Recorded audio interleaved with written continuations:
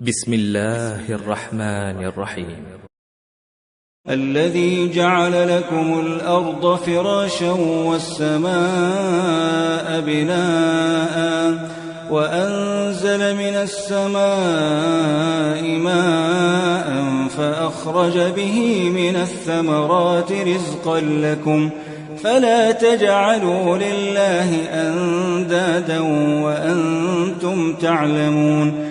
He who made the earth a habitat for you, and the sky a structure, and sends water down from the sky, and brings out fruits thereby, as a sustenance for you.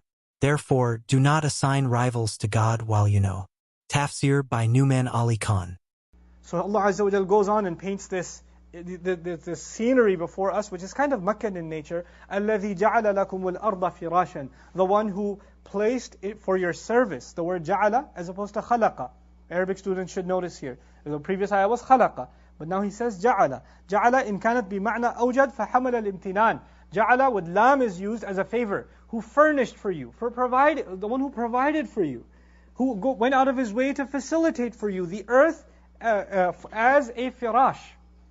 Firash actually means farashahu basatahu, something that's laid down, something that is soft, something that is easy to walk on. He didn't make the earth boiling hot. You know, there are other planets, their surface temperature is so hot that if you walk on it, even with whatever protective gear, the protective gear will melt. The earth is not so soft that you put your foot in it and your foot sinks inside. The earth is not so jagged that if you stepped on it, it would cut you and pierce through your whatever clothes or shoes or whatever protection you're wearing. Allah Azza wa Jal made this earth easy to tread, easy to sleep on, firashan. And then the other meanings of it is لم يجعلنا حزنة أو حزنة غليظة لا يمكن الاستقرار عليها. He didn't make the earth such that you couldn't live on it.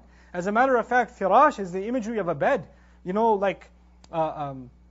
Back in the day, people didn't have high beds. They just rolled out a mat and slept. That's firash, actually. And the idea is the entire earth was made like your bedroom. You could just set up camp anywhere. And nobody appreciated that more than the desert Arabs, man. Because they'd be traveling and they didn't wait for like a Holiday Inn or a Sheraton or a Hilton. They're like, oh, time to sleep. Lay it out and fall asleep. جَعَلَ لَكُمُ الْأَرْضَ فِرَاشًا. And you lie down and you want to be in a hotel that's got high ceiling or nice lobby. And وَالسَّمَاءَ بِنَاءً. And He made your ceiling, your roof, the construct above you, the sky. He made the entire world into a living space for you. This is actually the image for the Bedouin that's furthered for all of us, that the entire earth is like a home. More than a home, it's like a bedroom. It's like a place for you to rest. وَالسَّمَاءَ بِنَاءً. And then moreover, not only is this a place for you to get rest, the two comforts in human life are sleep and food. The two major comforts. So the first image is that of the comfort of sleep. فِرَاشًا وَبِنَاءً. Okay? The second image, when you go further, is وَأَنزَلَ مِنَ السَّمَاءِ مَاءً. And He sent water down from the sky. فَأَخْرَجَ بِهِ مِنَ الثَّمَرَاتِ. And He brought out by means of that water all kinds of fruit. Notice He didn't say habban here. He didn't bring out grass. He didn't bring out abban.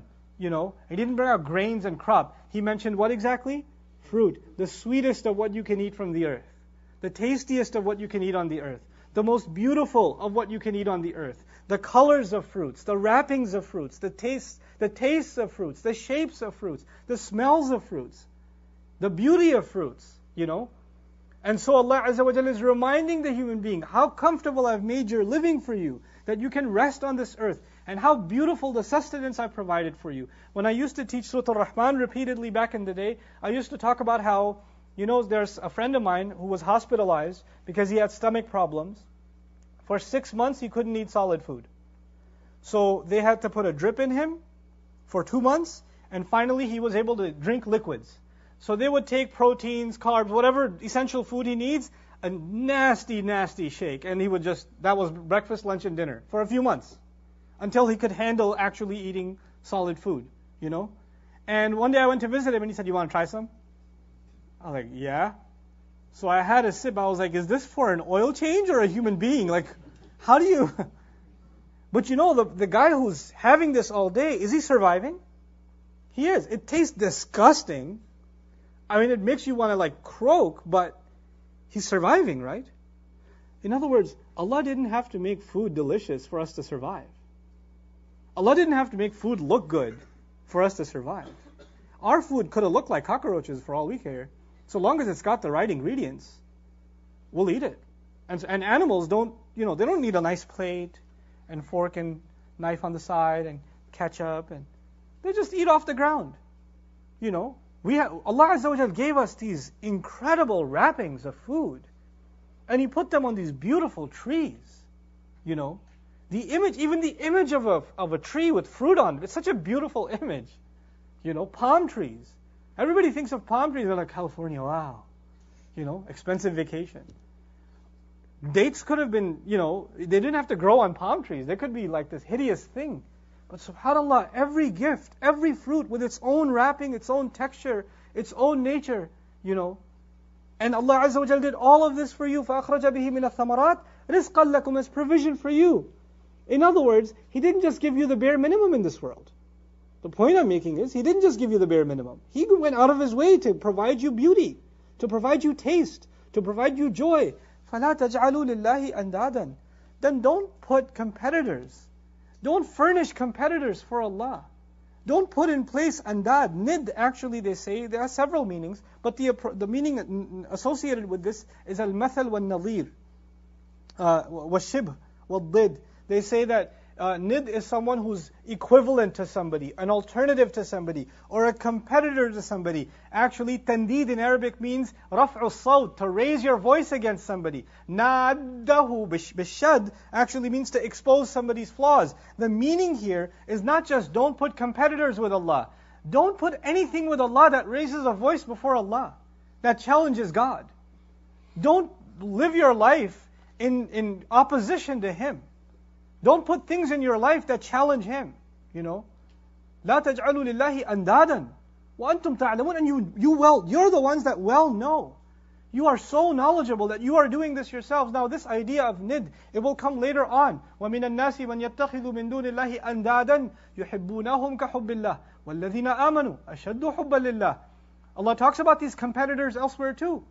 As a matter of fact, even Rasulullah sallallahu alaihi wasallam, one time a man came to him, a Bedouin came to him, not very well trained in Islam yet, and he said to Rasulullah sallallahu alaihi wasallam, "Ma sha Allahu wa ma shi'ta." Whatever Allah wants and whatever you want. Rasulullah sallallahu alaihi wasallam got offended. "Aja'altani niddan lillah?" Have you made me a competitor to Allah? When it comes to the will of only and only Allah works. You don't put Allah's will and my will together. You don't say, "Ma sha Allahu wa ma shi'ta." That would be a nid. But for us, what are the andad? What are these competitors? I already tried to paint a picture that our primary relationship with Allah is that of Rabb and Abd. And the fundamental within that relationship is love.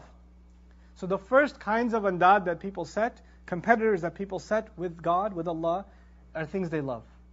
Sometimes money becomes a competitor to Allah. Sometimes greed becomes a competitor to Allah. Sometimes lust becomes a competitor to Allah. Sometimes your love of fame becomes a competitor to Allah. A love of self-worth becomes your pride can become a competitor to Allah. Sometimes your family can become a competitor to Allah when you're willing to disobey Allah and obey your family.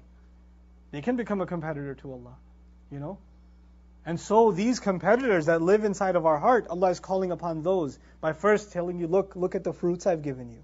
Look at the food I've given you. Look at the sustenance I've given you. And now think why you shouldn't have competitors before Allah. وَأَنْتُمْ تَعْلَمُونَ. And you well know. And this ilm is not ilm al-wahi. Ilm sometimes is knowledge of revelation, knowledge of previous scripture, knowledge of language, knowledge of ahkam. But in this ayah, it's knowledge of what God has done for you and how little you acknowledge it. You know it. Look deep down inside you. You already know what Allah has done for you. And so now after this istidlal, it's called istidlal in Arabic, to make you think of the proofs of why you should turn towards Allah, who didn't just make you, He made you with so much love as a Rabb. That's why you should turn to Allah. Then He talks about His revelation.